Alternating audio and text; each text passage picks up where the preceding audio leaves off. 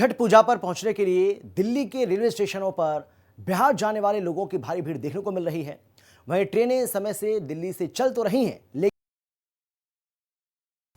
और इसी क्रम में हमारी सहयोगी ने रेलवे के एग्जीक्यूटिव डायरेक्टर दिलीप कुमार से खास बातचीत की। उन्होंने क्या कुछ कहा, सुनिए आप। छठ महापर्व की शुरुआत है और ऐसे में लोग अपने घर, अपने गांव, अपने शहर, अपने राज्य जाने में लगे हुए हैं। सबसे बड़ी चुनौती रेलवे की है, क्योंकि रेल एक ऐसा माध्यम है जो निम्न, मध्यम, उच्च सभी वर्ग के लिए सहूलियत वाला होता है। किस तरीके से रेलवे निगरानी रख रहा है, वॉर रूम में इस वक्त मेरी मौजूदगी, और वॉर रूम के माध्यम से अगर आप देखेंगे तो यहाँ पे कई कैमरे इस एलईडी पे लगाए गए हैं और इसी एलईडी के कैमरे के माध्यम से सभी पर निगरानी रेलवे की तरफ से रखी जा रही है। हालांकि वॉर रूम में जो काम करने वाले लोग हैं वो लगातार यहाँ पर मौजूद हैं और हर घंटे यानी 24/7 वो लगातार लोगों की सुरक्षा को लेकर के निगरानी कर रहे हैं। बात कर लेना चाहेंगे रेलवे के एग्जीक्यूटिव डायरेक्टर दिलीप कुमार हमारे साथ मौजूद है। सर, बहुत बड़ी जिम्मेदारी, बहुत बड़ी चुनौती, सकुशल लोगों को उनके गंतव्य तक पहुंचाना, किस तरीके से देखते हैं? छठ और दीपावली के अवसर पर बड़ी संख्या में लोग अपने अपने गंतव्य स्थान की ओर जाते हैं, अपने अपने घरों की ओर जाते हैं, ताकि जो पर्व की खुशियां हैं वो अपने परिवारजनों के साथ सेलिब्रेट कर सकें। इसके लिए हम लोगों ने पहले से ही काफी व्यापक तैयारी की है और इस वर्ष हम लोगों ने नई दिल्ली स्टेशन पर एक परमानेंट होल्डिंग एरिया भी तैयार किया है, जिसमें कि क्यू के माध्यम से यात्रियों को बैठाने की व्यवस्था की गई है। यहाँ पर रेल सुरक्षा बल के जवान की ड्यूटी रहती है और जो भी यात्री आते हैं, एक साथ 7,000 के आसपास यात्री जो है वह इस होल्डिंग एरिया में रह सकते हैं और उनके लिए व्यवस्था जो है हम लोगों ने इस होल्डिंग एरिया में की है।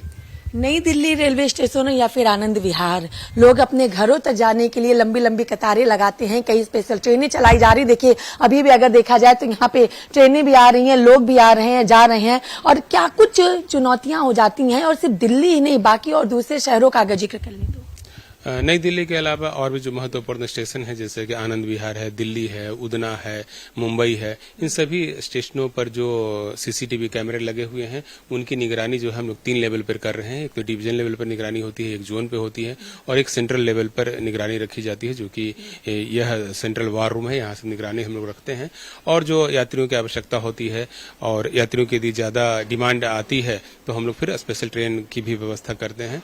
तो जो स्पेशल ट्रेन इस साल हम लोगों ने प्लान किया है वह 12,000 से अधिक स्पेशल ट्रेनें हैं। पिछले साल हम लोगों ने 7,700 के आसपास स्पेशल ट्रेनें चलाई थी और इस साल उनकी संख्या को हम लोग बढ़ा करके 12,000 कर चुके हैं। एक अंतिम चीज, चाहे रेल मंत्री हो या फिर रेलवे के तमाम अधिकारियों का अगर जिक्र कर लें, वॉर रूम से लेकर के ग्राउंड तक लोग वहां पर पहुंच रहे हैं, सुरक्षा को लेकर यात्रियों से बातचीत की जा रही, उनसे फीडबैक भी लिए जा रहे हैं। उन सभी लोगों से क्या कहना चाहेंगे आप जो अपने घर जाना चाह रहे हैं, लेकिन अभी भी कहीं ना कहीं वो बहुत ज्यादा कंफ्यूज हो जा रहे हैं कि कैसे पहुंचे, कहां से पहुंचे? यात्रियों को गाड़ियों के बारे में सूचना प्रदान करने के लिए मेरा हम लोग का जो सिस्टम है वो काफी रोबस्ट सिस्टम है। इंटरनेट के माध्यम से आप जानकारी हासिल कर सकते हैं कि कौन कौन सी गाड़ियों का परिचालन भारतीय रेल द्वारा किया जा रहा है। जो यात्री अनरिजर्व क्लास में सफर करना चाहते हैं उनके लिए व्यापक व्यवस्था सभी प्रमुख रेलवे स्टेशनों पर की गई है। वहां पर आने के बाद वो होल्डिंग एरिया में यदि कुछ देर रहते हैं तो उसके बाद हमारा जो स्टाफ का जो वर्कफोर्स है वो वर्कफोर्स उनको प्रॉपर गाइड करेगा, प्रॉपर टिकट लेकर के यात्रा करें, डिसिप्लिन में रहें। और एक चीज और कि सोशल मीडिया पर कई तरह के रूमर्स फैलाए जा रहे हैं। हम सबसे अपील करना चाहेंगे कि सोशल मीडिया पर फैलाए जा रहे रूमर से खुद को दूर रखें। सभी को उनके गंतव्य स्थान पर ले जाने के लिए भारतीय रेल द्वारा व्यवस्था की गई है और भी व्यवस्था की जा रही है, लेकिन कृपया रूमर फैलाने से और रूमर को फॉलो करने से दूर रहें।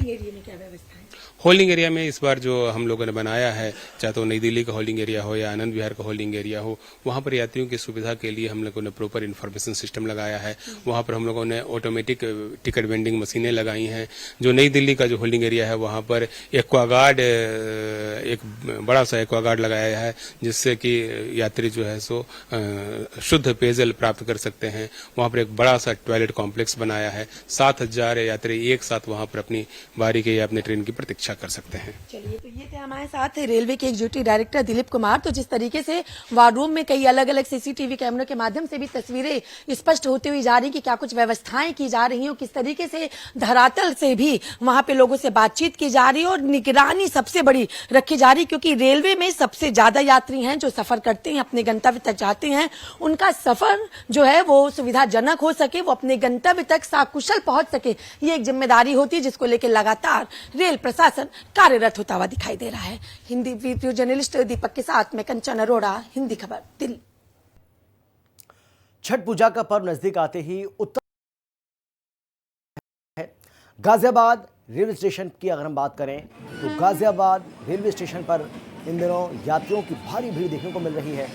स्टेशन परिसर में सुरक्षा के मद्देनजर आरपीएफ और जीआरपी की टीमों ने व्यापक चेकिंग अभियान शुरू किया। यात्रियों के बैग, पार्सल और अन्य सामान की गहन जांच की जा रही है।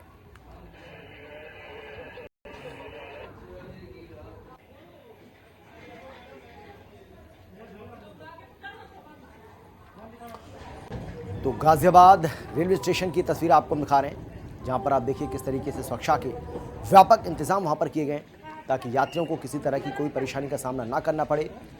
यात्रियों की सुविधा का पूरा ध्यान रखा जा रहा है और हर आने जाने वाले यात्री की गहन चेकिंग, गहन जांच यहां पर की जा रही है। जो भी संदिग्ध वस्तु नज़र आती है, कोई भी संदिग्ध वस्तु अगर दिखाई पड़ती है तो उसकी भी जांच की जाती है। मौके पर मौजूद सुरक्षाकर्मी उसकी भी जांच कर रहे हैं। और फिलहाल इतना ही, छोटे से ब्रेक के बाद फौरन लौट रहे, आप देखते रहिए हिंदी खबर।